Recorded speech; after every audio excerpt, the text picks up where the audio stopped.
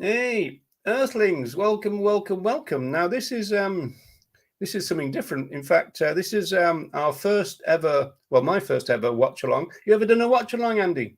Not like this. I've done a couple of reacts. So that's kind of like my very first YouTube contact was me watching some like Arla Dairy videos and kind of like reacting to them, but nothing like this.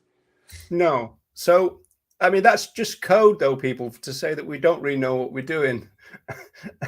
So but we'll see. Let's have a look at who's in the house. So Michael came early. So hello, Michael. Hi, Michael. You're right. And then the spiritual vegan. Hello there. Paul Hatherley. Hello there. Vegan post mortem. Hello. Carolyn Harris. Hello there. Sarah Gracia. Ooh. Hi, Polito. Canadian Vegan Forever. Hello, Colleen.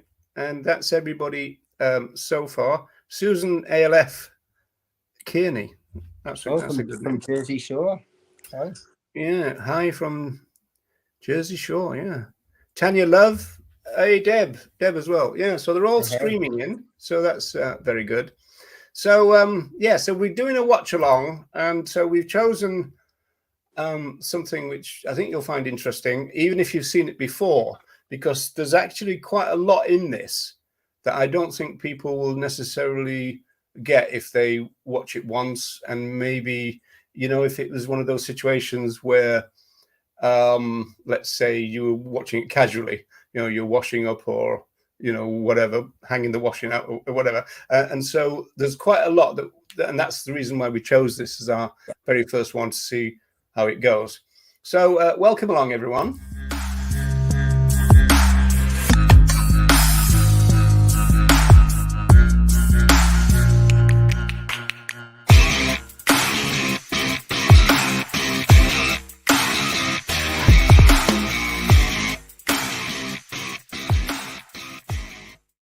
Rock and roll. I always do that type of title, don't I, Andy? So No, I like that. It's quite good. I'm not sure where those waterfalls were, but that's lovely. Yeah, it's good, isn't it? Do you want to see it again? Yeah.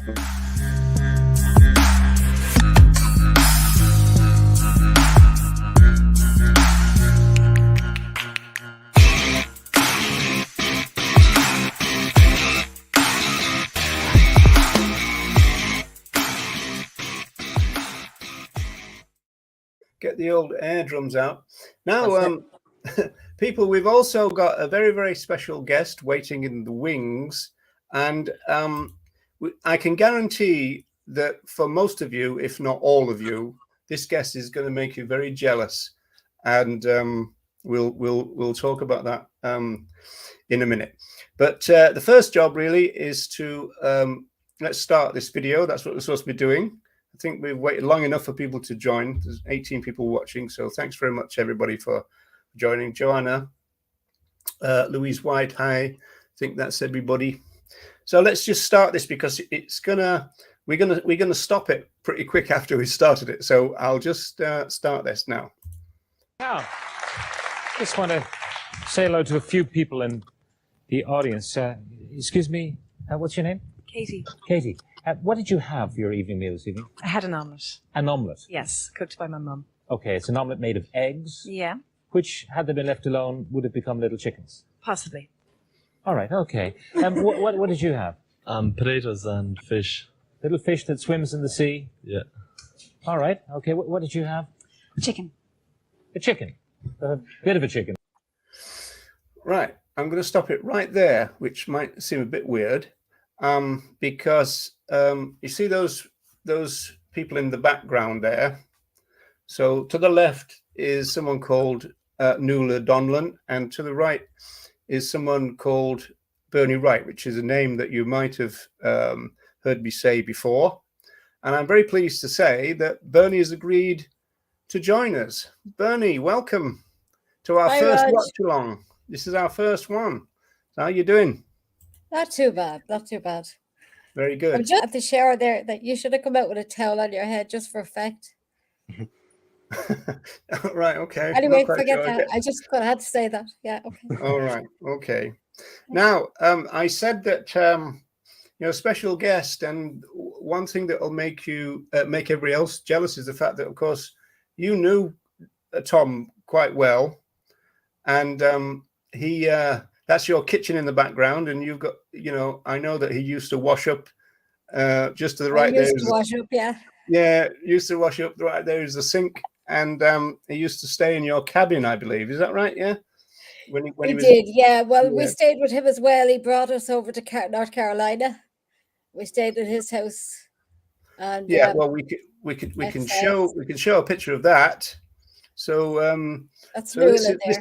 This is you over there. Now we're assuming that you took this photograph, Bernie, because you're not in it. Yeah, I'm not in it. Yeah. Yeah. So that's. Yeah, I think this one here just probably be me. I don't know. Yeah. I don't remember. It's a long time ago now. What year was that, Roger? Well, I don't know. You took the picture. I can't remember. It's a long time ago. And so Nancy's in the middle there, and that's Ray, your husband, in front, and then obviously there's some professor guy in the background, and then there's two activists over from Italy. You said, yeah. Yeah, they were Italian. We met them. I don't remember. We met them somewhere along the way, and they came with us. And all right. We all sort of stayed in North Carolina. They're just tagging along, but obviously they're vegans. I mean, that guy's got humans aren't the only animals on the planet. We just have. Oh yeah, that one. Yeah, they're activists. Yeah. Yeah. Okay. And then now this is an interesting one because this is a Christmas card that Tom and Nancy had made and sent out to their friends, and so you received one, Bernie, and you that's right. Yeah. You still got it in your hot sticky hands, except you I have here. Yeah, there. I even have it framed. Yeah. All right. Yeah, lift it a little bit higher. Yeah, that's the one. Brilliant. Okay. Yeah. Is there I kept it. I couldn't part with it. Yeah. No. Is there anything on the back of it? No, it was a Christmas card. No, that's the back of the frame. No, it was just a Christmas card. Yeah. Well, we were in touch for a long time. I knew him years, you know. So. You did indeed, and he must have given you several copies of every book that he wrote, I'm sure. Yeah. So that'll have been exciting. Right. Okay. So let's get back to the film then, and Bernie's going to stay with us, so we'll have three people available to make comments. But I'll just start this again, see if I can get the technology right. A bit of a chicken. A bit of a chicken. And what did you have? Chicken as well. Okay, a bit of chicken. What did you have, sir? Steak. Steak? What sort of steak? It's a rare steak. Rare steak. Rare steak, yeah. Fresh in off the field, more or less. Yeah. Okay, what did you have? Some beef. Beef. Okay, that's very interesting. I mean, people clearly enjoy animal products, but what you had for your tea, many people, well, particularly my next guest, would regard as a barbaric kind of thing to do. He says there is absolutely no justification for having body parts in our freezers. He's called for a complete end to all commerce in the flesh of dead animals. In other words, an end to farming. Animals, he says, have the same rights as humans, and we are being racist in our treatment of them. He's sitting beside me, Professor Tom Regan. You're very welcome to the program. Thanks. Right. So that is Pat Kenny. He's actually, believe it or not, is a famous Irish radio and TV journalist, although you wouldn't know from the inane questions that he's going to ask all the way through this. He makes three mistakes in this opening section. He says that Regan is saying that other animals have the same rights as humans, which comes up a bit later, and obviously that's not an animal rights position. He also says that we're being racist because obviously he's not done any research whatsoever, and he doesn't understand the word speciesism. And he also said that we're calling for the end to farming. So, Andy, how can you get three things wrong in your very first opening? It's pretty bad, isn't it? Especially like when I would imagine, obviously it's probably the days before having an earpiece in, but he certainly would have had rehearsals and a brief beforehand and a little bit of research and, you know, just the basics. But without watching this before, from his introduction, you wouldn't know that was Tom Regan that was about to be introduced. That's not narrowed it down to him at all. No, you know, there's no correlation there. I mean, even with the body parts thing, that's not language that he'd use for the most part. Like all of it is just wrong.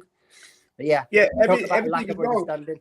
I mean, it makes you think of Reagan's thing where he goes, "I've got no evidence that anybody's read a single page," and I have not. exactly I got that, no evidence. I mean, it's exactly the same as that, isn't it? And this is 2000, 2001. This is so, yeah. So that's a pretty poor start. But I should notice, probably mention as well, is that there's a slight sync problem, but I think it gets a bit better. I did try to correct it last night, but I didn't do too well, and there was a bit of dips sometimes with the volume of the audio, but I've tried to correct that as well. But anyway, what Deb has just said, that's the very first time that I watched this before I knew anything else. You watch how he speaks to the crowd and he goes and asks them, and even the little bit about would have turned into a little chick if they were left alone, or a fish swimming in the sea. It's so antagonistic. He knows exactly what he's trying to do, before the show even begins. So I don't think it would have made any difference if he would have had the correct information. I think that was his plan. Yeah, I suspect it might be right. So there you go. Anyway, let's run this on a little bit more. Thank you very much. Thank you. Now, what's interesting, Tom, about you is that you used to be a butcher. That's true. And first, let me thank you for the opportunity to be here and to express my ideas. But yeah, when I was growing up in the industrial part of Pittsburgh, Pennsylvania, back in the States, I came from a meat and potatoes family. Yeah. And for my father, having meat on the table was a sign that he was succeeding. He was living the American dream. And so when I was in college to earn money to help pay the bills for college, I worked as a butcher. And it wasn't anything that I thought about as something raising any kind of ethical question for me at all. What brought about the change? Well, so far as I have an insight into that, it was a combination of factors, but the most important thing was my wife, who's Nancy Reagan, by the way. I always tell people that, I'm married to Nancy Reagan, but my wife Nancy and I were active in the anti-war movement during the Vietnam period. And we were thinking that America should not be involved in that war, because it involved violence that we didn't think could be justified. And during that period, we thought about other aspects of our life that might involve violence. And we read Gandhi's work, and Gandhi basically spoke from the page to us, so to speak, and said, if you think that violence against human beings is wrong, if you can't justify it, how can you justify those dead body parts you mentioned in your freezer? What's the necessity of that in your life? And if you can justify that, please tell me, Professor Reagan, so to speak. And if not, think about it. And so we thought about it, and we couldn't find a good reason that would justify that kind of violence.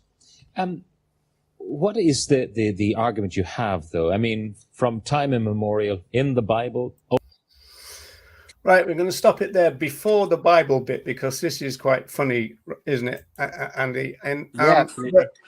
But let's bring this up first. Justin. Actually, Bernie here was in the audience. You will see her now and again in the audience. Looks like she's trying to drill a hole in the meat eaters' heads with her eyes. But you'll see her in the background. So yeah, that one. I thought another thing interesting too. Their first kind of so he introduces himself, so to speak. Obviously, we've already gone through the antagonistic bit, and then the first thing, obviously, he says, "So, yeah, interesting thing about you is you used to be a butcher." And Reagan still is the height of politeness. It's still, thank you for having me here. It's just kind of like respect and integrity versus the opposite. But one of them is a chat show host, which is ironic.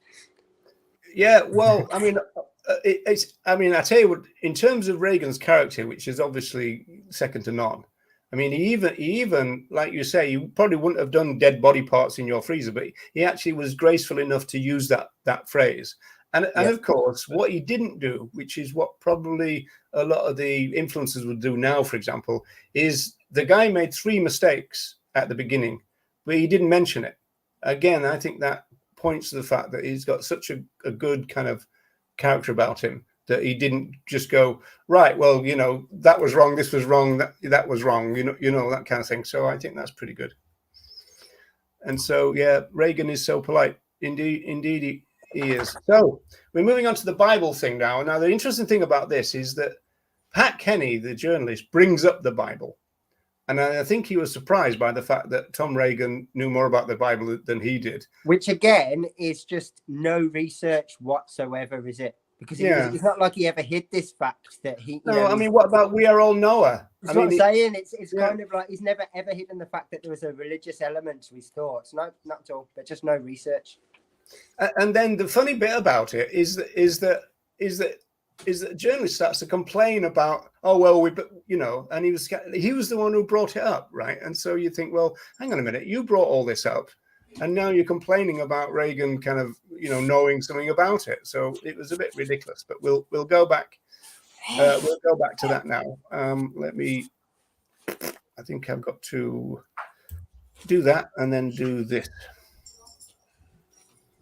Old Testament, New Testament, people have been killing the animals of the earth or taking the fish from the sea in order to provide nourishment for them and their families. Sure.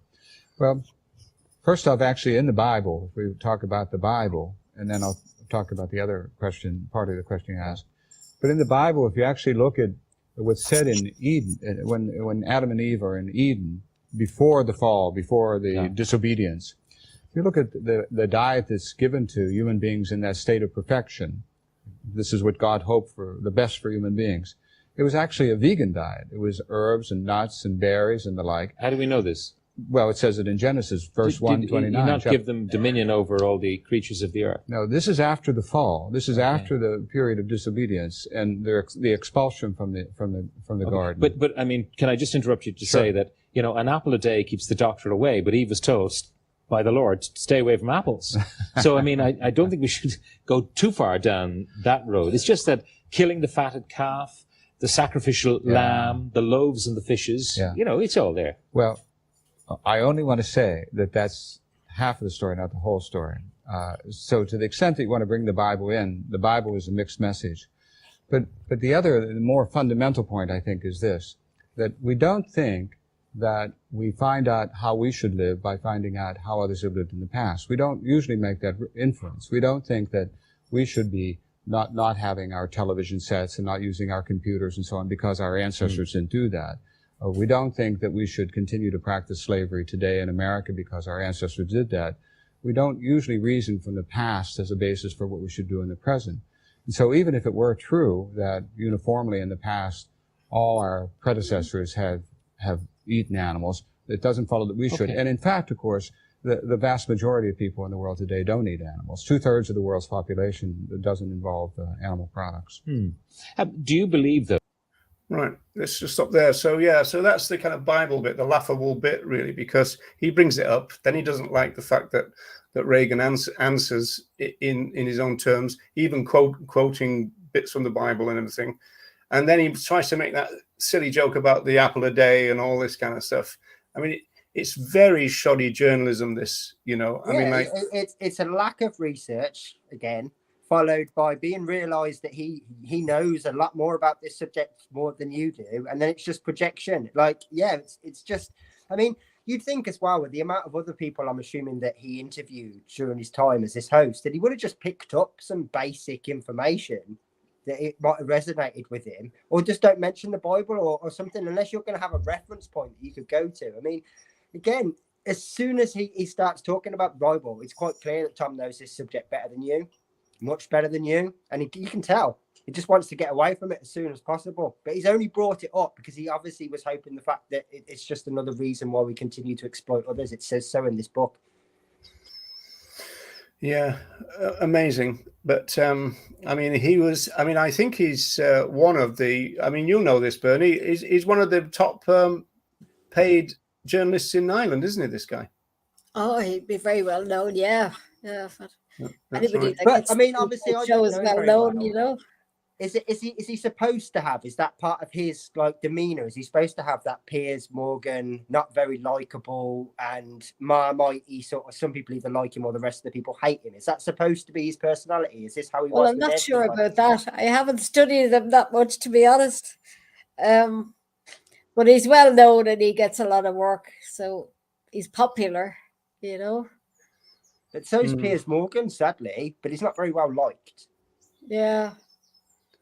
It goes to show you I'd don't have say to be he's like. well enough liked. I wouldn't say that that's a problem now. You know, he seems popular, all right, people. But it doesn't mean a lot. People go for weirdos, you know.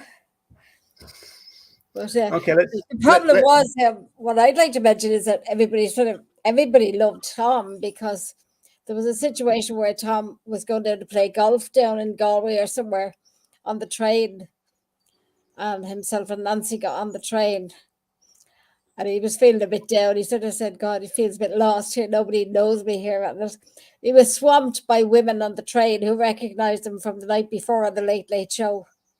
So that'll show you how popular the Late Late Show is, or was rather. It was all picked up on the train. They all came around and wanted autographs and talked to him and everything else, and he had a great chat with everybody on the train. So I mean, that's the way he was. He was easy to talk to. He didn't stand apart from other people. He got into the middle of people and got into conversation with them, you know. So yeah, he was pretty he's a down big to hit earth. here anyway. They loved him because he was so nice to everybody, you know.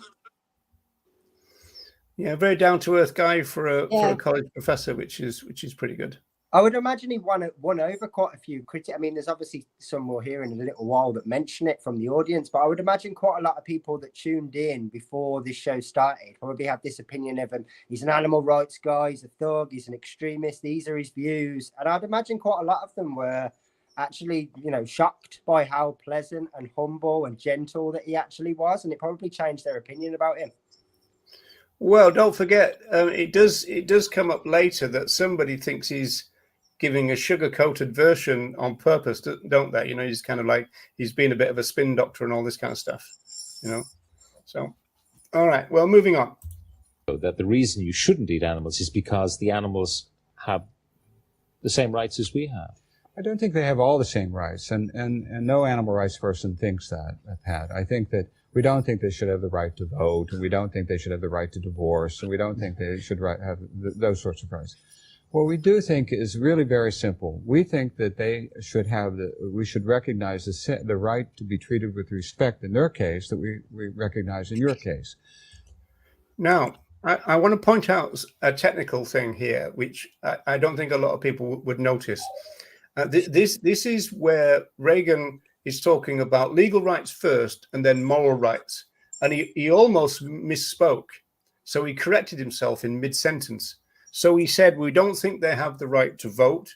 They should have the right to vote. And we don't think they should, was it driving? Oh, divorce. Should have a right to divorce.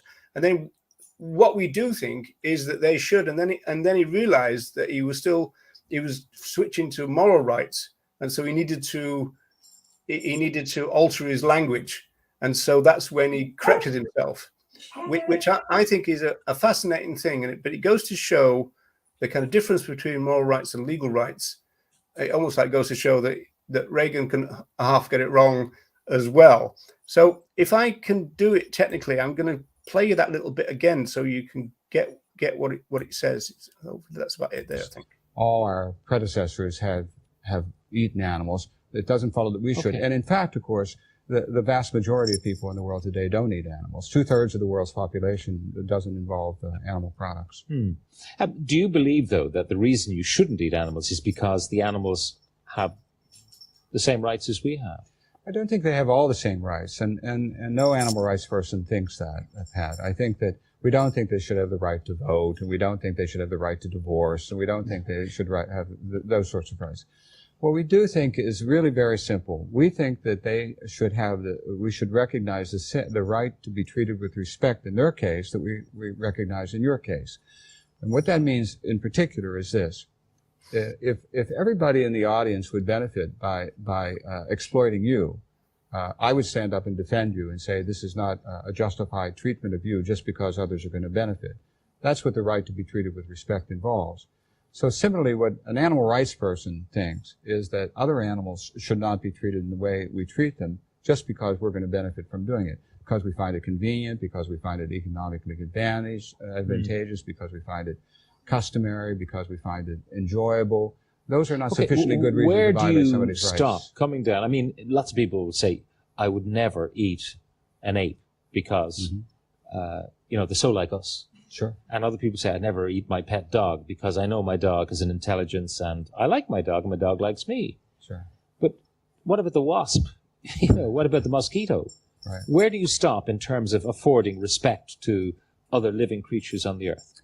I think that is a profoundly difficult question, and I always say that wherever you draw the line, draw it with pencil, because you might want to erase it because you find something out that you didn't know before.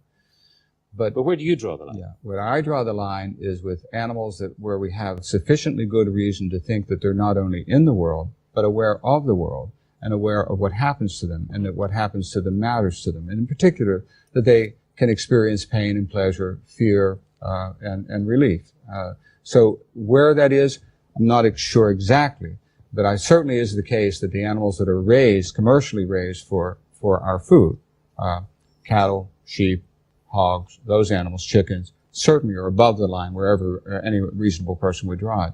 What you do about mollusk and oysters and so on, I don't know. But I give them the benefit of the doubt because I have no reason to eat them. It's interesting, Andy, that I think because we don't talk about animal rights like this anymore, that we don't tend to get those questions, where do you draw the line? That used to be a very common question that vegan animal rights people would be asked, because it's all crop deaths and avocados and everything else now, which is quite interesting because there's always been an acknowledgement, and there was in the 89 debate, that there is an element of line drawing within animal rights theory. You could even argue that the word animal rights is not technically accurate, because there's always going to be some other animals who don't fall within the purview of animal rights theory. So, those not sentient. But I think that things have probably moved on now. But I mean, what's the current situation in the vegan movement about, say, insect rights? I mean, do people, when they talk, when people talk about equal consideration, do you think it extends into the insect world now in the vegan community? I think you made the key point that it wouldn't, if it did, it wouldn't be in regards to rights. So, I mean, even Pat Kenny has directed that as a question of where do you draw the line? Well, these days we don't get the question. We get an insinuation. It's, well, you only care about these animals. You don't care about the insects in crop production, for example. So it's an insinuation already rather than a question. And then most people spend their time trying to defend why actually they are included without even getting a chance to think about rights. Yeah. Okay. Well, we'll move it on, and I think the next thing, people, and I know you've all been waiting for this. I think the next thing coming up is going to be lions. I think. Used to be certainly meat eaters. Our bodies are equipped to be omnivorous, to eat grains and all the rest of it, or to eat meat. That's correct. Okay. If that is so, I mean, doesn't it point in the direction of nature saying, yes, it is perfectly okay in the scheme of things, for just as a lion will kill what the lion wants to eat or provide for the pride of lions, so too humans, because of their physiological makeup, are equipped to eat this stuff, so therefore it must be okay.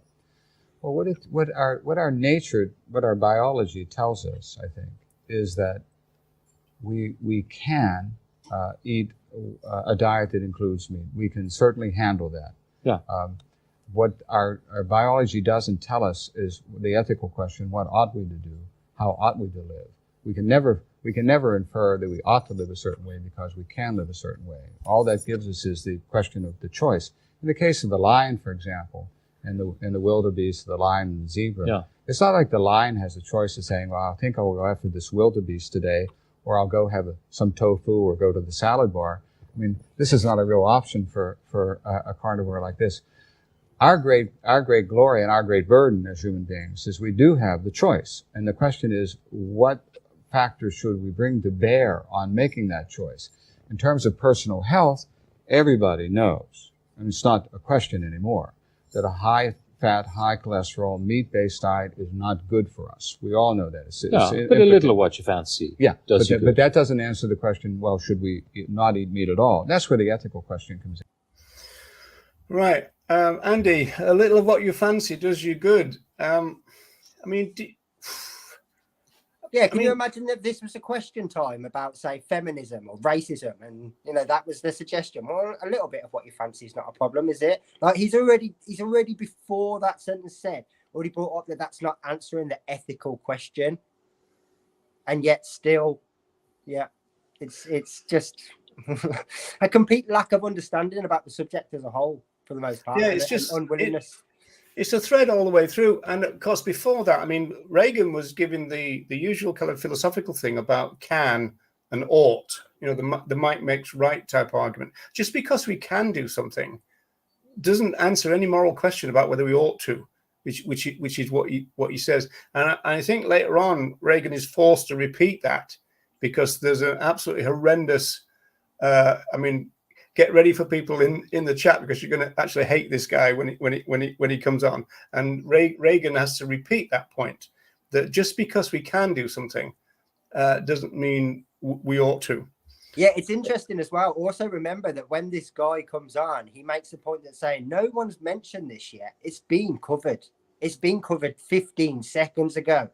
He just wasn't listening. And then Regan does, you're right, repeat himself and cover it a second time. Yeah. I wonder if Pat Kenny's got any researchers nowadays, because he obviously didn't have it in those days. So that's another thing. So let's move on a little bit. Yeah, I think. And so all I'm saying here is that the mere fact that we can eat meat doesn't mean that we should eat meat. Okay, so you draw the line. I mean, would you eat lobster? I would not, no. And as I say, my basis is where do you have sufficiently good reason to think that this animal is not only in the world, but aware of the world? And I think that is a difficult question. And if you take the wildebeest you talked about, or a gazelle, and you look at all these nature programs on the National Geographic Channel, as all of us do from time to time, and the lion chases the gazelle, and the gazelle runs away and escapes.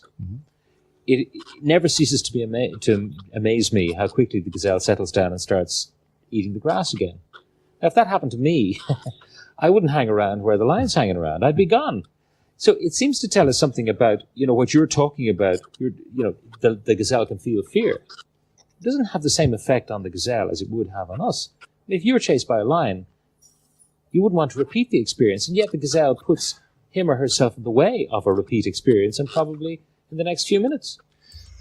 Well, that's interesting, and at least Kenny said his or her, which is interesting for the time. But that was one of the most banal points that was made all evening, in the sense that, well, if a lion attacked us, we'd skedaddle, right? Now, Regan comes and answers this really well, in the sense that predators don't often kill, and so they're not that much in danger, the prey species. That really does illustrate the point, doesn't it? I mean, people talk about how brutal and savage the wild is, but that only really illustrates the opposite. They feel so little fear most of the time that unless there's a direct threat in front of them, they've got no reason to keep running all the time. They just live their normal lives. It's that little of an impact. Yeah, what did you expect the gazelle to run? You see, that's where they live. That's their home. I mean, of course they're going to stay in their home. I mean, they're not going to run away from their own food source, even if every now and again there is a danger.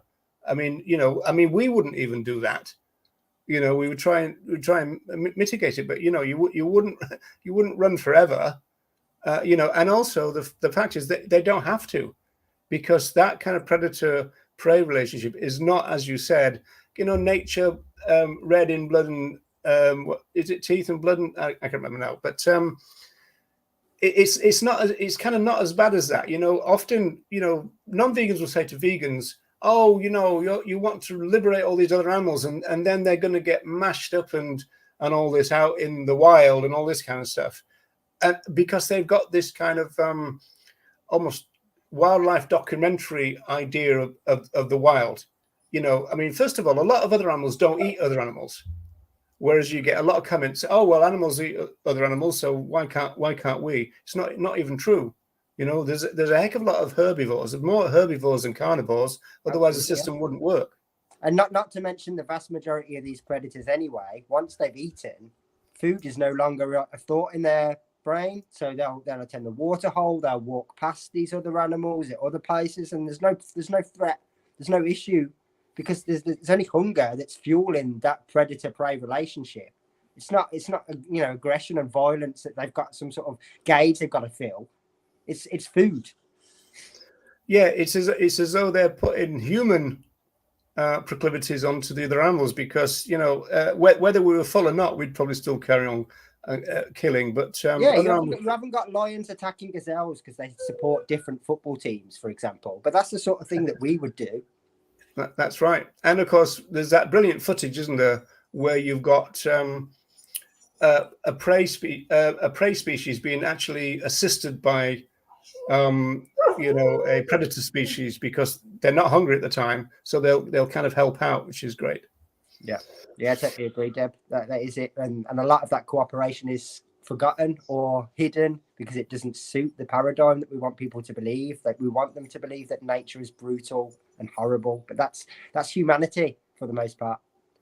Yeah, it plays into that thing about, well, they kill in the horrible way and we kill nicely. I mean, it plays into that kind of narrative, right? I mean, not only that, is that when you're being chased down by a predator, your body is probably flooded with adrenaline. So in terms of actual pain, there's probably not a lot of it, even though it looks horrible. Yeah, and I mean, from a predator's point of view, just to continue with the lion and the gazelle, the lion optimally wants to get the gazelle as quickly as possible, sink teeth into neck, and make it as quick and painless as they possibly can. They don't want to fight and, a 10-minute chase. They don't want that. They want as little effort as exerted as possible, whereas we would use that as humane. The quickest, most easiest way. That's what we'd call humane, and that is what they're trying to achieve. It's just not always that simple when they're fighting and trying to save themselves. Well, let's see how Regan deals with this question. Well, so it tells us something about the limits of their intelligence and how much is instinctive behavior and how much is actually contemplated. I mean, they don't say, will I run or will I not? They just run. I mean, it's absolutely reflex. I think if we talk to people who study animal behavior, and I don't do it, I'm a philosopher, and of course your line of work is not to study animal behavior, but if we actually go and talk to the Jane Goodalls and the Diane Fosseys and other people who go, ethologists who go and study animal behavior, I mean, they're studying primates though more than but I mean others who study others. I mean, there are lots of people studying animal behavior of lots of different animals. I think that they would say in a case like the one you're imagining or describing, is that a lot of this is not real behavior. In other words, a lot of it is the lion's really not serious. This is just an exercise of dominance, an exercise of whatever. So the other animals sometimes I think recognize that. But the important thing I think for us though is not to lose track of where we are in the world. We're not on the Serengeti plain. We're not in the predator-prey relationship. Our situation is that we are raising literally billions of animals to be slaughtered, not on some plain, but in some factory farms. And what we've seen recently here in Great Britain, of course, or over there in Great Britain, is the... Now, Bernie, poor old Tommy kind of says here in Great Britain, and then he realizes what he said, and he said there in Great Britain. You were in the audience. Did you remember there was a bit of a mutter went around when he said that, or did they not notice, do you think? I don't think it was that important, really.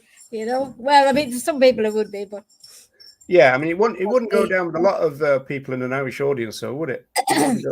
Yeah, but it just also shows that the whole debate has gone. It's about 20 years now. It's gone so much further into food choices rather than debate about different animals. You know what I mean? We've sort of changed the emphasis of the whole thing, I think. Yeah. In 20 years, it has changed a lot. Like most people we know now know what vegan is, and well, to me, most people I seem to meet are vegan, and they're probably not, but they appear to be, Yeah. So I know what you mean. I'm just going to. It has evolved a lot, I'm just going to alter that to bring this thing up here. killer whales like to play with their prey for a long time. Nature can be cruel. Well, domesticated cats will do that if they're well fed. So I think it's a case by case, species by species kind of issue. I don't necessarily think that a lot of the predator prey thing would be characterized like this, but I do take the point. What do you think, Andy?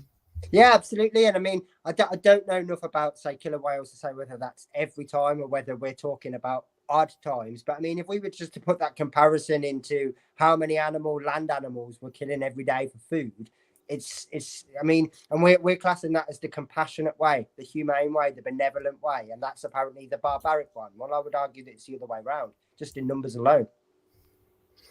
Yeah, I think it's interesting the fact that, I mean, you don't know whether that is kind of innate, as it were, happens every kill, as it were, or whether that's just now and again. And that might be something to do with how full they feel and how hungry they are and everything. Yeah, I mean, I know that there was a time before where I can't remember the name of the orca now, but where they killed someone that tried to swim in the tank overnight, and they were sort of like swimming around with this person's corpse on their back and all sorts of stuff. But I'm not sure how that transfers in the wild, but they've obviously got a huge amount of intelligence. So there's probably some reasoning for it. And it could well be just that they're not hungry at the moment and they're just trying to work up an appetite. It could be something as basic as that. We don't have the understanding to know. Whereas when it comes to humanity and how we act towards others, we definitely have the choices to do something different.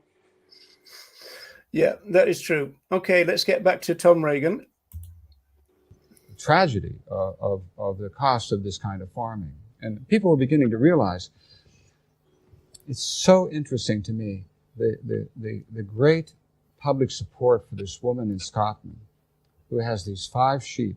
In her living room. That's right, in her living room, trying to protect these 5 sheep.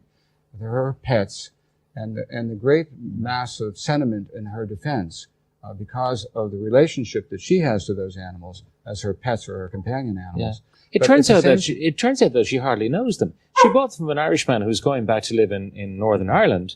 And, I mean, she just wanted to give them a happy home so they could live out their lives in peace and die a natural death. But she doesn't know them that well. Well, I'm not sure how well she knows them, but what I do know is that when the public speaks about this issue, they say, with a pretty strong majority, that these animals should be saved and protected and so on. But at the same time, the animals that are raised for lamb chops and a lamb roast, like a lamb, are in a different category. And it does point out, doesn't it, that we have a kind of moral schizophrenia, all of us, in the sense that the animals that are our friends and companions are in one category. Okay, once you put a name on Daisy the cow, Daisy is not to be slaughtered. But we have someone, Eugene Kieran's, who is a butcher. Eugene. Just before this guy, it's interesting to me this, because this is 2001, and the phrase moral schizophrenia, which got a lot of criticism for being ableist, was mainly associated with Gary Francione. So whether Francione got that from Regan or whether he was just borrowing it back from Francione is quite an interesting one in that sense, because it's it caused a bit of a ruffle when it came out, this idea of moral schizophrenia, because of the ableism part of it. Yeah. Does anyone actually understand the objection that Pat is trying to make by saying, she doesn't actually know the sheep very well. She just wants to do the right thing because it's the right thing. Is that supposed to be an objection? Is it? Yeah. So bizarre. The point perfectly. I think it's probably because Reagan at that instant used kind of conventional language and said pets. I think that's probably what triggered him in that sense. I suppose that might be it. Anyway, let's hear from the butcher in the audience instead of the butcher on the stage. What do you make of this kind of philosophy? Well, I'm very interested in it, and you're very welcome to Ireland. And you certainly are not what I thought you were going to be, namely a fundamentalist. And at least you say the word choice many times, your choice of thinking. You're not trying to impose anything. But really, we're products of millions of years of evolution. Millions and millions of years of evolution. And I think that in an affluent society, people tend to think that the cow has cartons of milk rather than being milked itself. And if you put a lady into behind the trolley in the supermarket where she can push the trolley along on the wheels, pour away nice and quietly, and the music plays. And she shops for her family by taking things off the shelf. There's not many generations before that things were vastly different. And I'm talking about the blink of an eye in relation to the millions of years. And it is really a fanciful idea, dare I say fancy in the kindest possible way, that it is a bit much to ask people to go into philosophy, and dare I say as a butcher for 40 years, the respect that I would hold for the animal that gives me my living and feeds Ireland and has fed Ireland for years and sent us 30, 40 million of us now all claim to be Irish all over the world. Okay, I think we get your point. You're saying that. Now, Pat Kenny says we get his point. Well, I'm not quite sure if I got his point. In fact, that was the most Pat's above me on this one. If that's the case, he's had a heads up. No, I mean, I don't know. You know, the lady in the supermarket and millions of years of evolution. What the hell is he talking about? I mean, I don't know, because he kind of conflicts himself and he's kind of contradicts where he's kind of talking about in terms of what we're doing now. Inconvenience, I'm guessing he means, but how easy it is to go to the supermarket and we've got all these choices. In comparison to evolution, that is a blink of an eye. So really, it's not a justification to continue doing it. But then carries on by saying we've been doing this for years and years and years. We feed people doing it. So it makes no sense that you first of all set up that and then that's what you're going to use to defend yourself. It does seem very conflicted. But yeah. Pat understands. Well, Pat doesn't. In fact, he tries to bail the guy out by kind of interpreting what this guy said to Regan, as you'll see now. If you take the passage of time, the history, the change that is being wrought here is literally the blink of an eye. And what you're trying to do is to turn us into something we're not in a historical time span that is really far too fast. First, I want to thank you for your comments and if that doesn't say how great Regan was, thank you for that inane comment that didn't mean anything. Nonsense. Thank you. Yeah. Yeah. Say that whenever I have a disagreement with a butcher or any other person who's involved with directly with animals, it's never a question of my attacking the person, but trying to address the issues themselves. And so, what I think is that as a philosopher, what matters to me is where the strengths of the arguments are. And when I've thought about it, I mean, it seems to me the strengths of the arguments are in favor of the view that I'm trying to expound. Now, to get society, in terms of a mass movement, to agree with that idea, obviously is going to take a long time. It's not something that is going to happen in the blink of an eye. But of course, what we know is, as a matter of historical fact, the people who have wanted to change society in fundamental ways have always faced the same kinds of challenges. In my country, and I don't mean to associate the two ideas completely at all, but in my country, there was a protracted effort to end slavery, as you know. And the people who first started to end slavery had all the odds against them, and people said to them, what you're asking for is impossible. And you actually make that comparison, that it is the way we treat animals today is the way we treated blacks in the past, the way not too many generations ago we treated women. In some respects, but not in all respects, because we're not denying animals the right to an education, the right to that sort of thing. But in terms of the habits of the culture, in terms of the sensibility that's brought to bear on a position of power, because we had the power over the women. Men had power over women. Though if you take this to its logical conclusion, I mean, all animals just get out there, breed, eat the grass. If your elephants trample the local villages, if you're lions and you're getting old, kill humans instead of gazelles. I mean, is that what you're saying? No, because I love that.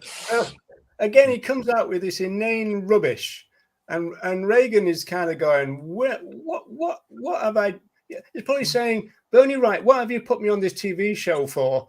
I mean, this guy doesn't know what the hell he's talking about. And he just goes, no, I mean, like, just think about it.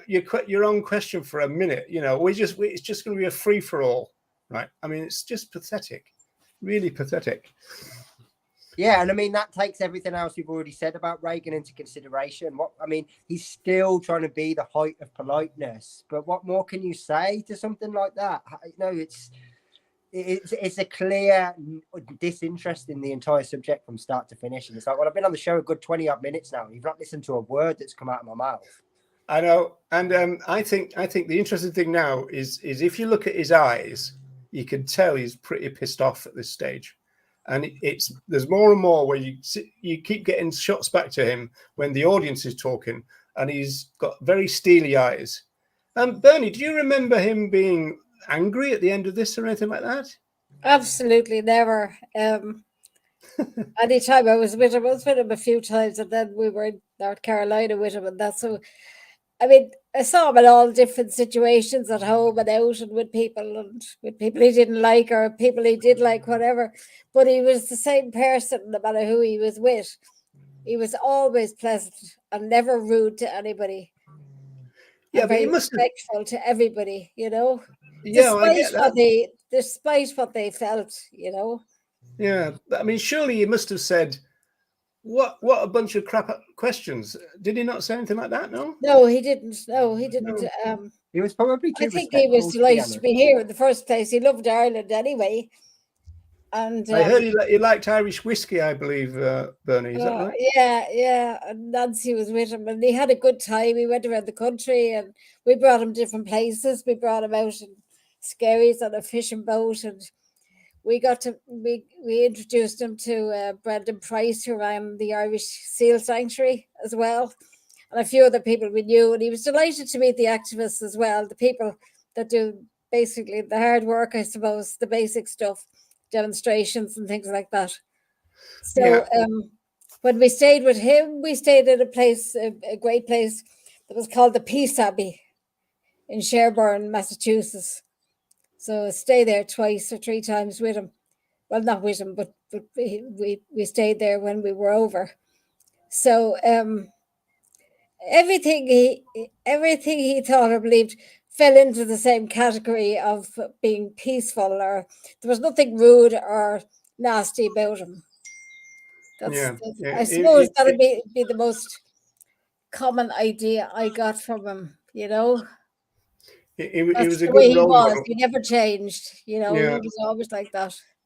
Now, for the people in the chat, the program is what you see is what you get. Basically, he was never anything but pleasant, you know. Yeah, it's what's written on the tin. For the people in the chat, I've had Bernie running around her house for 2 days trying to find some very, very rare black and white pictures of Tom, who was out with the Seal Sanctuary people on this fishing boat. I don't know how you can explain that bit, Bernie, but you've got these incredibly you've got these photographs, but nobody's ever seen them, right? Apart from well, they can be seen if we do another one of these when I actually have time to do a big it'd be good.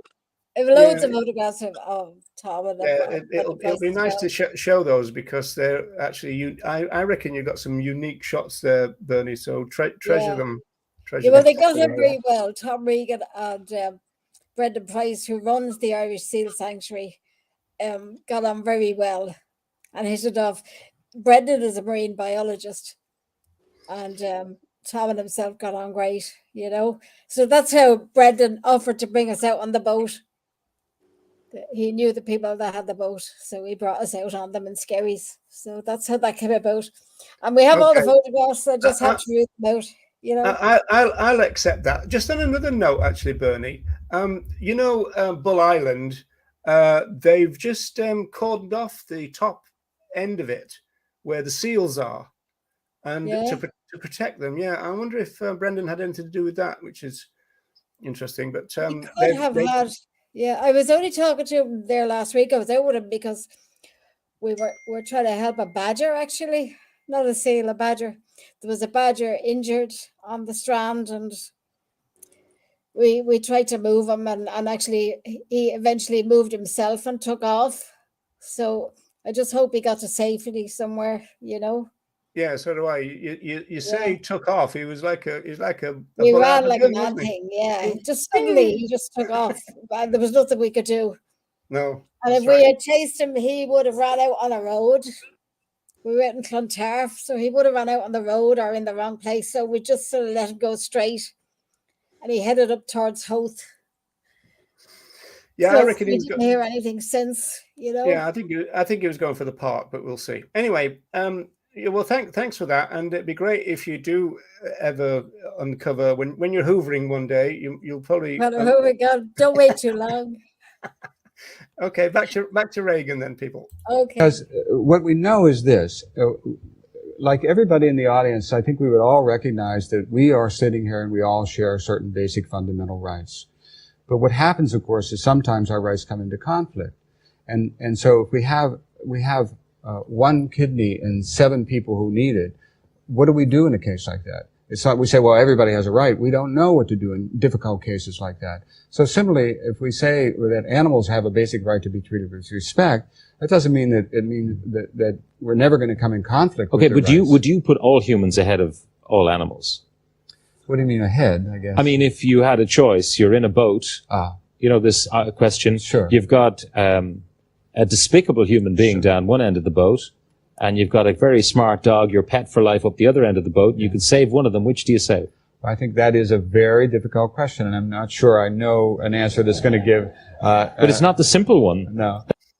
Now, it's interesting. I think that might be the second or maybe the third, definitely the second, where he said, I think that's a very difficult question. And if you ever see Reagan interviews, he always said that. He was a philosopher. And if he was asked a difficult question or what he thought was a difficult question, he would say, well, that's a very difficult question. And he always used to say, and this is why we need people of goodwill to come together in order to talk about this and try to come up with some solution. But you could see the audience started to grumble because he said that. Because I suppose they're used to having politicians who have an answer to everything, no matter what you say and everything. And so that was just Reagan being honest. That's all. That all it was. I mean, some questions are very difficult. I mean, we all know that. So yeah, absolutely. And at least he always tries his best to answer it as simply as he possibly can. I mean, yeah, I would much prefer politicians these days to say, that's a real difficult question. Let me try, but there's a good chance that I'm not going to be able to cover that entire subject in one sentence. But they don't do that. They do the opposite. They pretend that they are answering that question and they're not. So actually, yeah, I'd much prefer that. He's always honest and he still gives it a go. He gives it the best that he still can. He doesn't just go, that's a difficult question, move on. Yeah. In fact, I think he returns to the boat thing in a while. But in terms of these kind of boat kind of thought experiments, which philosophers do like to do, you know, trolley problems and all the rest of it. What we need to say about that is those positions which are in extremis don't tell you anything about what the general thing would be. It's almost like when he was saying that, well, you know, in a world where we encounter other animals as rights bearers, you know, we're hoping that everything's going to be fairly smooth, but sometimes it won't be. But what you don't do is take the times when it's not to be the general kind of issue. And so you can't then kind of go, well, if you've got a horrible human on the boat and a nice dog, you know, and then extrapolate that into society or something. These are just thought experiments. So not really that connected to real life, really. So yeah, that's what I want to say about that. That you would save the human. It's not that simple. You might save the dog. Look, if it was it was like the Bert Breathed who does Far Side, the cartoons. I mean, he makes the point of if it was a dog and Hitler, who would you throw over? I mean, I don't think anybody would think twice about throwing Hitler over, would they? Would they? Yeah. But I mean, if it was Hitler's dog and Hitler, who would you throw? I don't know. Mick is there. Mick Riley, you are actually in the production of meat, isn't that so? Yeah. So I am. You're very welcome, Tom. Thank you. Again, you're looking very healthy for a fellow who hasn't eaten meat for 40 years or whatever. What sort of production are you in, Mick? I'm breeding pigs and turkeys. How many pigs and turkeys would you turn out every year? Thousands of them. Thousands of them. Well, you have to do that because we make so little money on each of them. You have to have thousands to make a living on each of them. And tell me this, Mick. What is your attitude? I mean, your behaviour philosophically. Now, he doesn't hold it against you, but philosophically, it's barbaric. Well, I'm very interested in what he has to say, and I must say, you have a very gentle way of putting it across. But I think, quite honestly, it's a mishmash of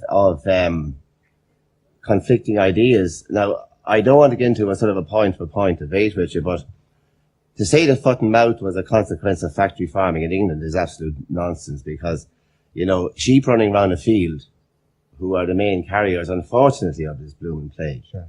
But the sheep who are running around the field in England, they cannot be, for any instance, be described as factory farming. So, I mean, you know, that's out of it.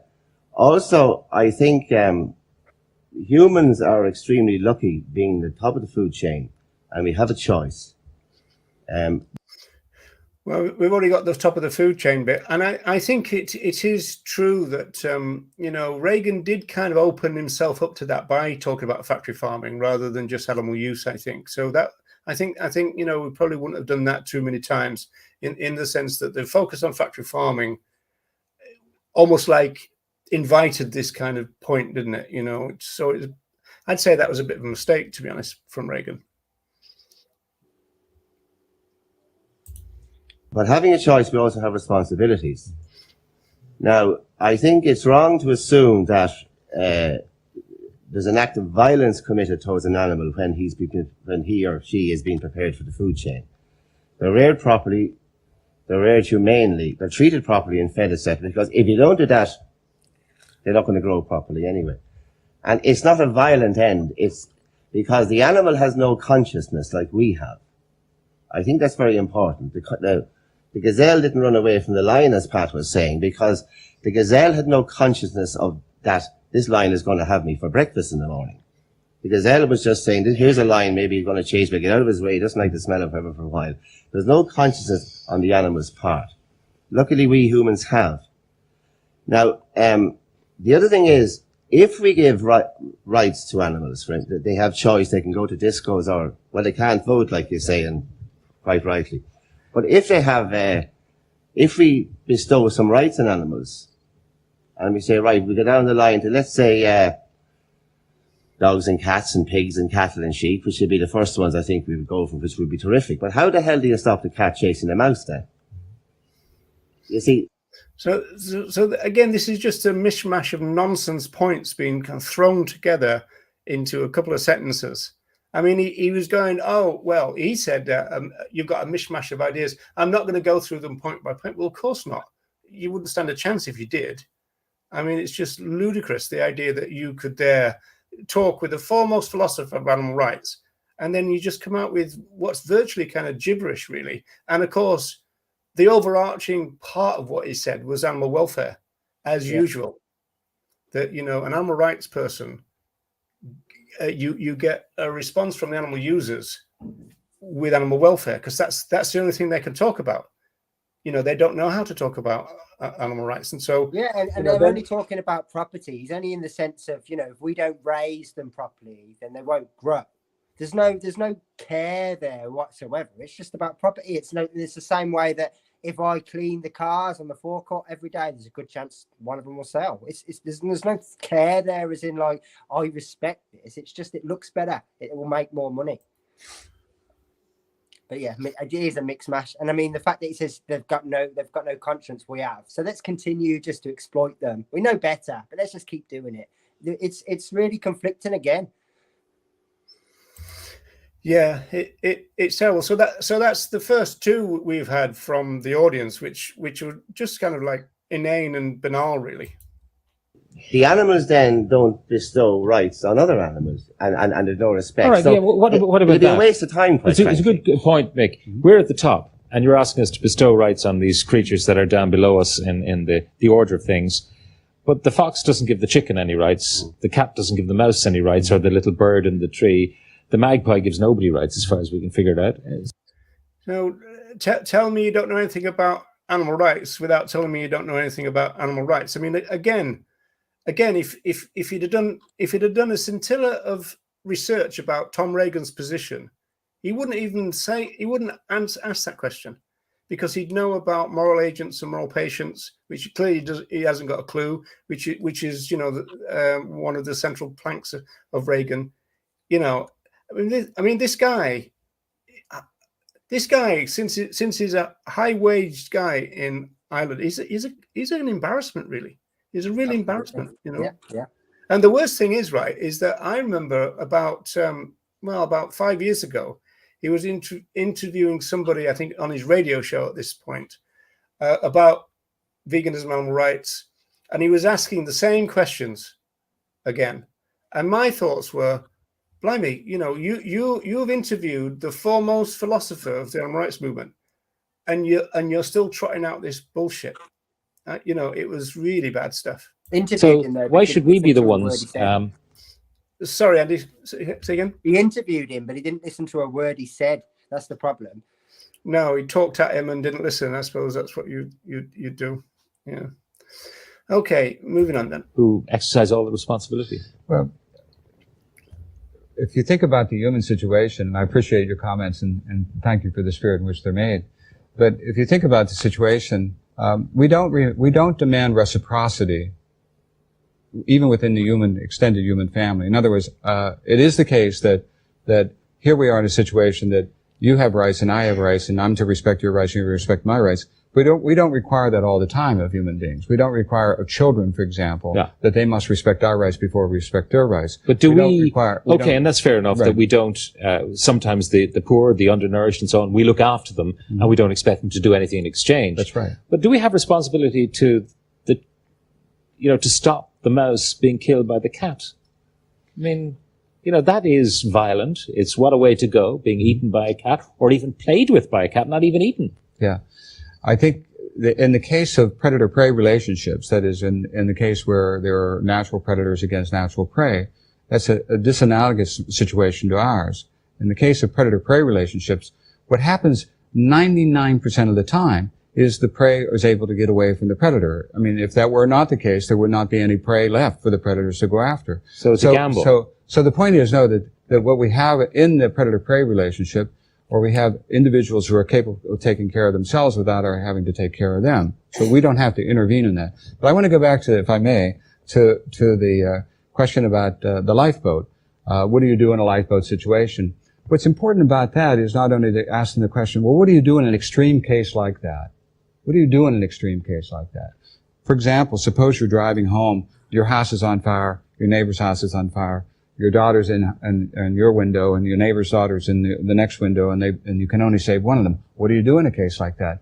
It seems to me we'd all say, well, you save your daughter, of course. But that doesn't mean we think, well, you have no obligations to your neighbor's daughter, or that somehow she's not on the moral map.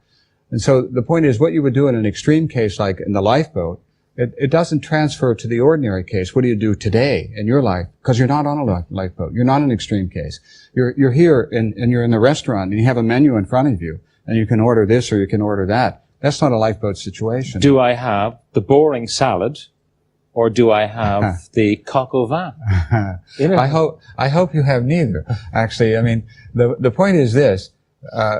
Growing up in the meat and potatoes family like I did, I thought about vegetarianism like this. There was a salad and a baked potato and a steak. And what was left is you took the steak off and you had the salad and the baked potato. And it's more interesting. But the vegetarian's more interesting. Darty, you're a meat eater.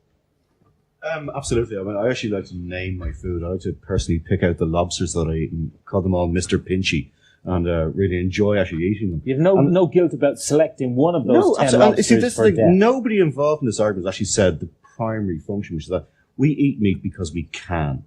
It's as simple as that. And I mean, Tom can come up with sort of his various different arguments, and the butchers come up there for sort of statistical proof, whatever. We eat meat because we like to eat meat. So this guy is essentially might makes right kind of thing. And I mean, somebody from the audience says, something about maybe he might have a wife, kind of poor person, because this guy is obviously a pretty nasty piece of work. It's just a question of, well, we can do it, and so therefore, what's the stop? Is that seems to be his entire position. And there was certainly the idea of actually saying that animals have rights is completely ludicrous. We might have certain responsibilities towards animals because we're at the top of the food chain, and there's almost this sort of human guilt. It's like a PC species basis that we're top of the food chain. We will eat things all the time. And personally, I actually quite like going up to. I'd like to lick a cow to make sure that it's ripe before I have a steak, kind of thing. And I don't really have a moral problem with that whatsoever. And I have to say, what we're getting is a brilliant sugar-coated version of the animal rights movement tonight. And I have to say, I have to compliment you, Tom. You're doing a fantastic version, because I know your work and I've gone through your websites and stuff like that, and we're not seeing the extreme, and the logical conclusion that the views that are coming through from this, but no, you see, there is no moral responsibility for us not to eat meat. It doesn't even come within our moral framework whatsoever. Now, the thing is, on a basic level, because we have evolved so far beyond, you don't want to basically sort of beaten up some animal before you kill it. But we like meat. It's simple as that. As a species, we like to eat meat. Kids instinctively will like to snack on a burger or whatever. And you can bring in all the health arguments you want, whatever, but don't try and put it into some sort of philosophical thing, because Nietzsche will then come around and say exactly the opposite of what you're saying. Okay, there's a lady behind there. Yes, what do you want to say? Well, I'm hearing a lot about evolution tonight, and after hearing the last speaker, I'm not so sure we've evolved so far, quite frankly. Most people, I think, would cringe at the sight of an animal being treated cruelly. If their dog, for example, was treated cruelly, they would try to stop it immediately. I have visited intensive pig units. I grew up on a farm, and I know this is a cliche, but I think it's very true. If slaughterhouses had glass walls, I think most people would be vegetarian, because I don't think there are many people like that who enjoy the fact that what they're putting into their mouth has suffered before it was actually killed, or that it has lived a bad life. And I think we have to believe in the innate goodness of people, and we have to inform people about what's going on. And I think education is the key. Ian? That's a classic example of the horribly intellectually smug attitude that you tend to get from an awful lot of vegetarians. Answer the question. No, the thing about it is, right, I mean, you can say, for example, oh, it's not nice to actually kill an animal. Of course it's not nice to kill an animal. Nobody wants to see an animal being killed. Well, then don't eat it. No, but that's basically like saying, I mean, if I see a woman having a child, it's not a nice process. It's not going to stop me having sex. This is one of those things. God help the woman. You go through ludicrous bunkum arguments. Of course, nobody wants to see a bullet going through a cow's head or whatever. But these things happen, and it's a process that we have to... They don't happen Are we prepared to naturally. accept it? Sorry. Yes, I am. As a person who's conscious, quite happy to accept that fact. And yes, I will pick out a lobster that's alive, and I will throw it into the pot. Yeah. And I had a beautiful fillet steak tonight, and I sat there and I was thinking, coming on, and went, that cow died for a good reason, because I had a bloody good meal and it was worth it, you know? Can I just ask, Nuala, yeah, so he's a nasty piece of work, isn't he? And absolutely, they make this weird analogy between, you wouldn't want to see a baby born, I think he said, didn't he? But it wouldn't stop me having sex. Well, I mean, plenty of people are there at birth in the first place, but it's not the same at all. In fact, a little later on, somebody tries to make the same point with regard to appendicitis, as though these are the same things. You know, that, you wouldn't want to see an appendicitis operation where everybody is presumably consenting and volunteers in order to do it. And it's more importantly, when you're talking about a birth, you're talking about bringing a life into the world. Yeah, not taking one. It's the complete opposite. You are celebrating life being born, regardless of how graphic that may seem. It's not the opposite. You're not taking a life out of the world. You're bringing one in. They're not comparable in any way, shape, or form. Yeah, it was such a bizarre argument, isn't it? Okay, should we move on? The question about what would happen to the animal in the end? Would they all die of old age? I mean, I've often wondered why you don't see ancient robins in the garden, with grey feathers. And the reality is that once they become infirm, they are either killed by crows or eaten by foxes or whatever.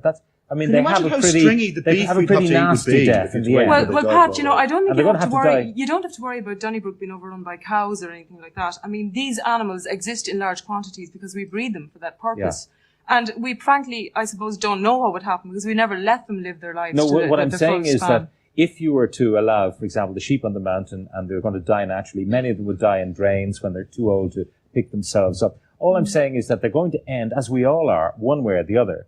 And there is a view that says a humane, quick death in your prime is actually preferable. So that's why we eat meat. Preferable. No, I'm just suggesting that to you is preferable to being devoured. No, if you listen to the point I'm making, is preferable to being devoured while still half alive by one of the predators in nature. That's an argument. Well, it's an argument, Pat, but I don't think it holds much water, frankly, because these animals, for the most part, especially poultry and pigs, live completely unnatural lives in totally artificial situations. Mick, you're one of the people who's accused of that. we can talk all night about blood and guts and gore and everything. I mean, which is not a pretty scene. Like, I'm sure if somebody was taking out your appendix, it wouldn't necessarily be sort of make front page news. I mean, if you put a glass wall around, save your life. If you put a glass wall around an operating theatre, these things exist. These things go on. Like I said, to give him credit, Pat actually said, "Well, that's to save your life." Yeah. So he did. It does. He did make that point, at least as that, So yeah. Debbie's saying, is Tom wondering if he's in the twilight zone? This is where I think you can see Regan's slightly steely eyes, because he's kind of thinking, where the hell am I? And why did I come? I think at this stage, but we'll see. Should I move on? Yeah. Before, I mean, the animal, fortunately for it, has no consciousness of impending death. It's done humanely. Now, luckily, we have a choice in all this. I can do as Tom does. I can eat, I presume, beans or cabbage or lettuce, whatever, fine, and lentils. I don't like that stuff. I would eat a certain amount of it, yes, but I would like some fish. I would like some beef. I'd steak like I had this evening. Some eggs, chicken, whatever. I mean, we're extremely fortunate.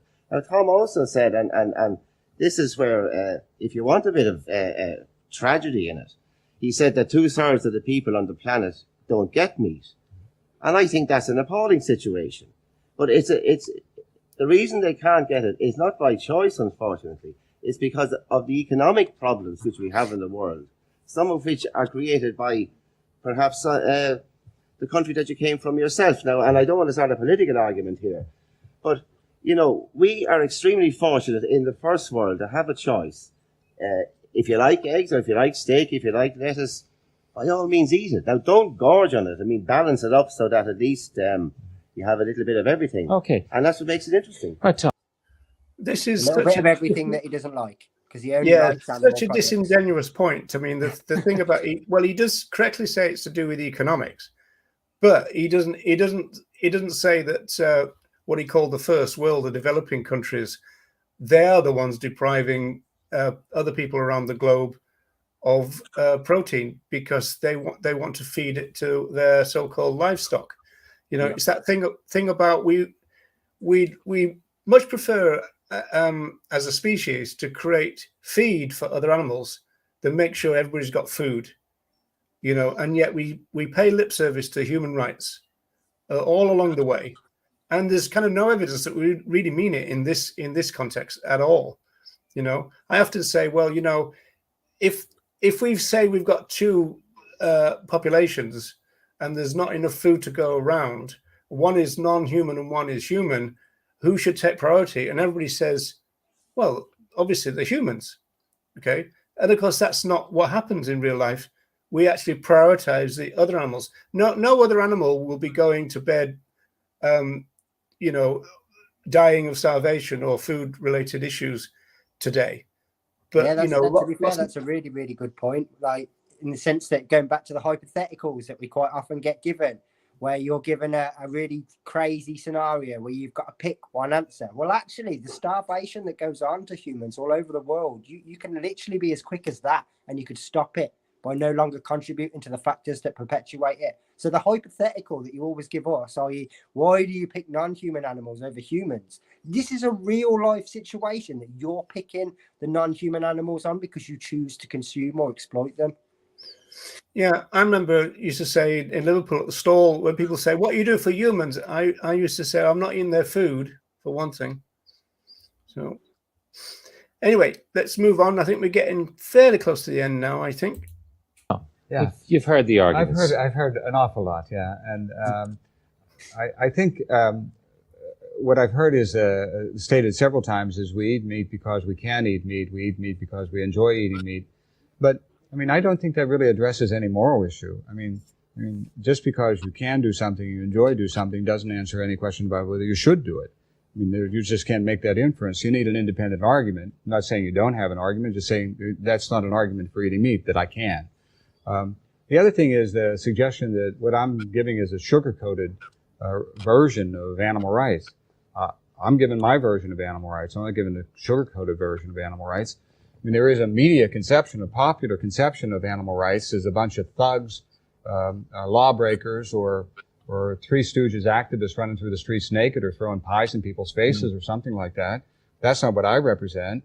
I mean, and what's very important for everybody in the audience and everybody watching the show is not to think that there is just a monolithic animal rights movement that is represented by the media. Okay. In all due respect to the media.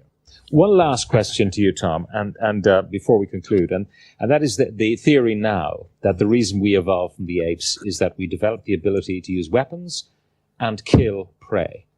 And it was the extra protein provided by meat which allowed our brains to grow and allowed us to become what we are. Yeah, so this is the big brain theory that he's coming up with now. And of course, I think there's been a lot of work that's debunked that in the sense that it. I mean, it was only ever sort of like loosely put together guess anyway, and yeah, pretty much every aspect of it has been torn apart. And I mean, you'd look at it and say that. Do you know when that transition happened? When we're talking about moving away from other apes, do you not think that we might have gained some intelligence since then, considering that we're exploiting more animals in 2023 than at any point ever, and we probably got, without being rude, the most stupid version of the population we've ever had? Well, they'd say because we're not eating enough meat, I suppose, enough flesh. That's absolutely rubbish. They're eating more than ever before in vast amounts of quantities and varieties. And if anything, we're more stupid because of it. But no one wants to talk about that evidence.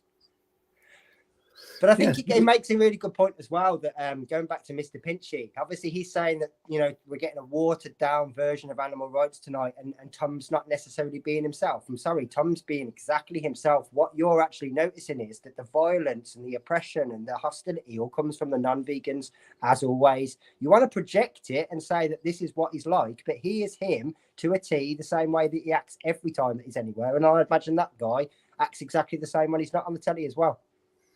Yeah, I mean, his entire talk was replete with violence, and Regan was the exact opposite. So yeah, I mean, again, nonsense stuff. Actually, I think Regan deals with this question rather well.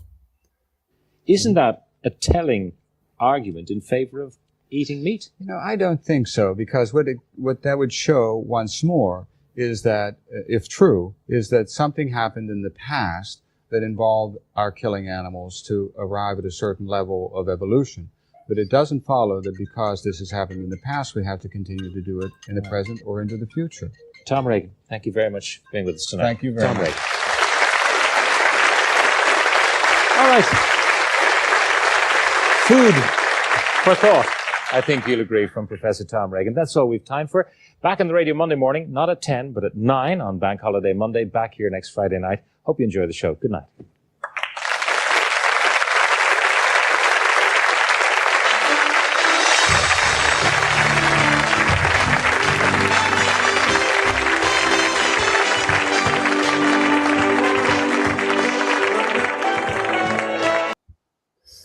All right, we don't need to watch the credits, I don't think. So, so what's your final thoughts about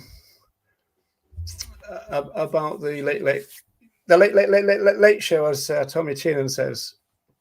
Yeah, do you remember any of that now, Bernie? After watching it again, does it kind of? Like... I do. I know I haven't got a great head, but yes, I do. When I see it, yeah, it's quite clear to me, really. You know, because I suppose we did spend a good bit of time together, because Tom came over a few times to us, you know. So back then we seem to have more people visiting from different countries, and that it's gone a bit flat, maybe, you know, stuff like that. But then again, the movement here has expanded so much. We don't bring so many people over to help us. We sort of get on with it, you know. But I think the saddest thing about the whole argument is the fact that ordinary people don't have the empathy to connect really with other animals that are caused pain because they just want a slice of food. That's the saddest part. People don't have the empathy. You know, I mean, my mother worked in a butcher's and everything else too. So, I mean, similar to Tom, I was brought up with meat and everything else. But about, I don't know, 40 odd years vegan or something now. I don't really know. But I wouldn't dream of causing pain to an animal, and most people wouldn't. And these are people who are eating meat. They don't think about it. People should think about the whole situation and not just let's pet the dog and save the cat and all the rest. That's not enough. It's not enough. You get rid of the meat. You just let the meat live. Let these animals live and let the farmers and farming die out. That everybody isn't making money off these animals. I mean, that is the main problem. It's money. It's always money, really, when it comes down to it. So, I mean, people just have to go vegan. It's healthier and everything else as well. So, if people who care about animals, because they're the ones that really would be easiest to get to, the people that care about animals in the first place, who, oh, I love dogs, I love cats, I love this, I love that, let them really think and not just fob it off. Everybody says that, Bertie. Everybody says that they love cats and dogs, don't they? Yeah, yeah. That's the problem. And if people would even think that way, really think about the situation, they wouldn't do what they do. They wouldn't cause animals' throats to be cut and young to be taken away from their mothers, and the whole situation and the whole transport issue and the sport issue. Horses are getting killed on the track, dogs are getting killed on the track. There's all these, and there's a new dimension too, which I just want to mention here. Give me 2 minutes.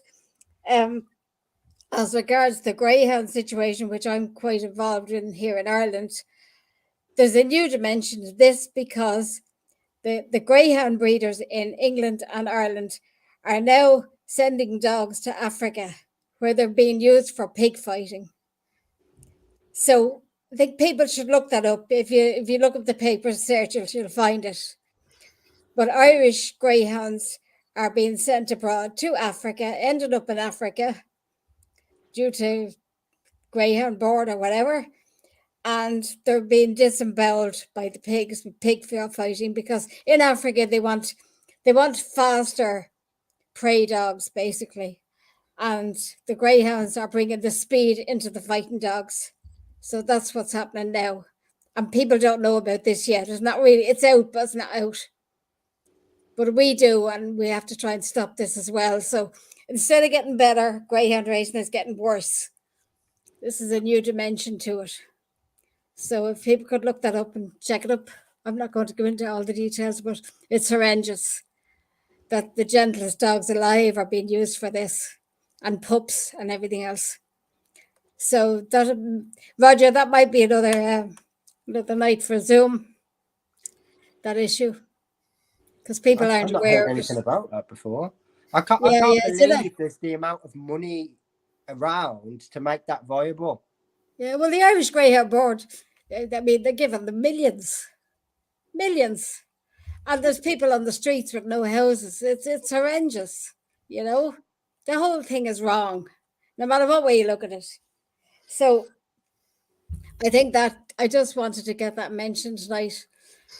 And it's all because of money and gambling. And you see the greyhound track there, they're bringing in kids. They're getting free food for kids. You know, I mean, the whole thing is wrong. It's all being squished around making money. And then they're getting the government's money as well to keep it going. So all the TDs are guilty of this. The suffering of these greyhounds and the suffering of horses as well as in racing. And now the suffering in Africa of the Irish dogs that are being sent there now.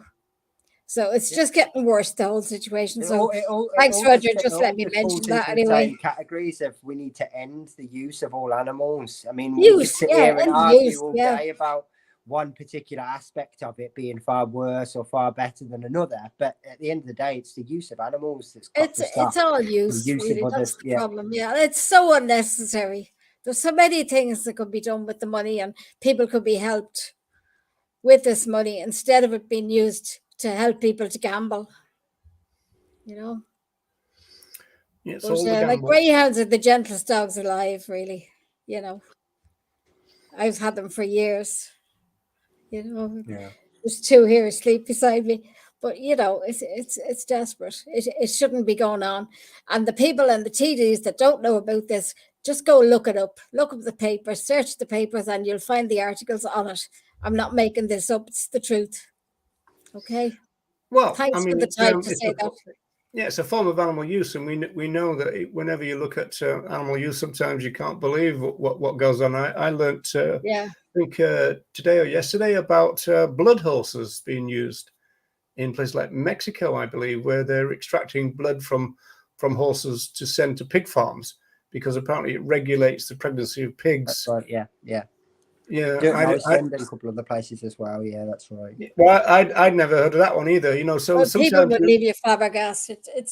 You'd wonder how they think of these things. Well, you know, vegans often say, you know, I thought I've heard it all, but I mean, all of it is really under the rubric of cultural speciesism, because that's the overarching kind of thing that's going on here. The fact that other animals are property, we act as oppressors. And they are, unfortunately, the oppressed in this situation, and we find ways of oppressing them in almost that unbelievable ways sometimes. You know, yeah. Greyhounds get such a raw deal here in Ireland. You know, it's disgraceful. It's just it's the ways that go into cover up though, or normalizing that oppression, that make it so much worse. It's not just that someone sat around a board once upon a time saying, right, how can we exploit this other in the most efficient way? It's also, how can we convince the public that we're doing it for their benefits?